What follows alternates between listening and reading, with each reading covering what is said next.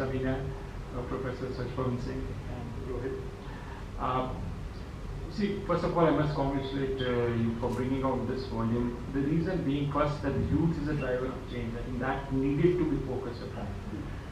And it's like a category of analysis which needs to be dwelt on in greater detail. So you flagged it off very well. So I congratulate you for that. Second thing is, the way the bandwidth of this book. It is not a conventional book because the paradigm has changed. You have got people from technology writing into it. You've got people in risk analysis into it. So when you are looking at a phenomena, there are multiple channels which go into it, and you are now looking into strands which are very, very important, which explain the new West Asia which is emerging before our eyes. So I think that is exceptionally important.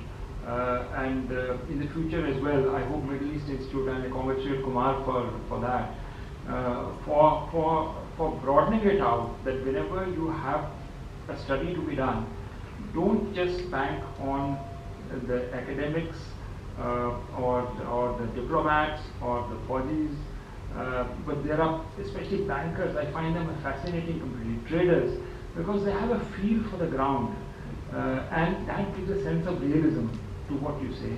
And in the end, I think what you have to understand is that all these strands ultimately identify elites in each of these societies. But if you look at West Asia, which is the ruling elite? And that is not just who is the president or the vice president, but the drivers behind them. They may be individuals here, maybe businessmen, traders, all coming from very different channels, who finally are the decision makers. As for an investigative journalist, that's important to identify that. But I think investigative journalists have a problem. They can't contextualize it, they can't theorize the way the academics can. So it has to be a teamwork. But once you can get this together, then I think you produce something and which can be useful information for the country, for decision makers. But that again, you have to broaden the picture. You can't remain in silos and analyze the problem. And I think this book has made an attempt at that, and that's why I was very excited when I met Kumar. I said, look, this is what we require for the future. Just broaden it out now, and pull it all together, and you will probably come to a better appreciation of what's happening, which is intelligence is not actionable intelligence. It's something, information which is useful and which can be brought into policy and a situation on the ground. I thought the focus on technology and the role of social media is exceptionally important, and that is where this book comes in useful. That it doesn't recognize conventional boundaries. The youth of today is connected, is really globalized. So if you are youth, let's say in UAE, you are also probably talking to the Israelis at the same time. So you are not going to look at in terms of your national boundaries, and you have come together to a project which is transnational. So the old structures are in a way outdated, and you are going to have new forms of collaboration which break traditional boundaries. And that is where youth is much way ahead. And that in a way creates a lot of pressure for the ruling elites, because it is really politics from below in a way which is coming up. And how do regimes adjust to this? It creates a lot of tension and challenges.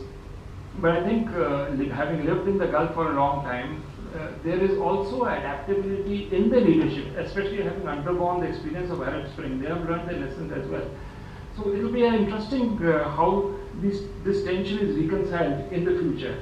And there is a chapter, I think, on Vision 2030. The Saudis have started it. They want the youth to be involved full-time into it. And that's a positive outlook. You're not on the defensive. You want to engage. And I think that's a good sign coming out. In Saudi, you find that. I'm not so sure about Kuwait. The Ambassador Swashpawan Singh will know better. And Bahrain, I've lived in Bahrain. It's going to be touchy over there because during the Arab Spring, there was a tremendous amount of grassroots opposition to a country which has a majority Shia population ruled by a Sunni elite. So there are complexities there. But I think UAE, Saudi, you've got to look at these countries. They will be the ones who will probably adjust better to this challenge which is coming from the youth and reconcile the tension which is obviously going to be there. From the youth's point of view, I'll add just 2 points here. You see, now the world has changed, and the Gulf was, and in fact the whole of West Asia was too oriented towards the West. And then of course you had the Soviets at one time in Yemen and others, so that influence too was there. But now you have that a unipolar world has cracked. It's not going to be US and West anymore. And there's a multipolar world which has emerged, to which the youth has to come in. And here, I think countries, China and India become very, very important. And China is a new player in the game, engaging economically big time in Iran especially, but also in Saudi, though it's more of an energy security kind of a channel between China. But Chinese will be players, but Chinese won't have the soft power which, let's say, which the Indians have. So, but that's, it's going, in fact the regimes are going to benefit more from China, because there is an authoritarian system which allows social media. You know, you have the Sina, Weibo, etc. in Beijing, and you have WeChat, etc., which are, social media is very, very strong in China, but it is also very tightly controlled. You have something called the green dam system of filtration the Chinese have, which sort of filters out the emails which are inconvenient, which are opposed to the regime, but allows others. For example, when I was in Beijing 2014-15, pollution was a huge issue, much more than what it is in Delhi right now. But Weibo and social media allowed a debate on pollution, which was critical of the government. But you know, the red lines are very clear. Don't get after the party, and especially the leader of the party. And otherwise, you are okay to use the social media the way you want to.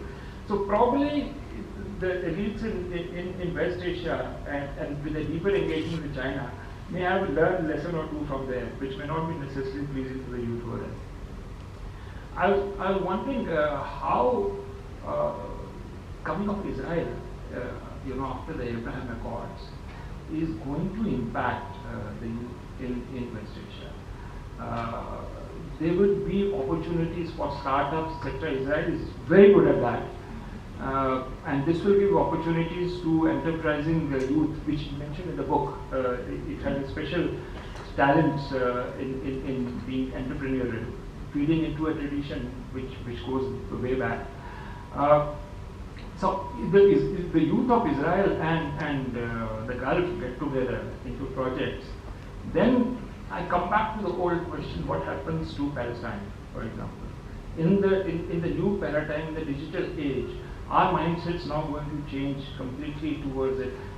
Is a political revolution giving way to a social startup revolution, just put it that way. So it's going to cause huge kind of disruptions, the youth factor over here. And I agree with what Ambassador Swashpawan Singh had said, that this is an area which is completely fluid, very dynamic, and much more integrated with the globe. More forces are impacting the minds of the youth. So it's going to be a huge challenge where the cookie crumbles, and we're in the midst of that transition, which is very fundamental and technology driven, which is happening right now. It's hard to predict. Probably we can have another seminar where we'll try and sort of crystal gaze as to which way to go. Thank you so much.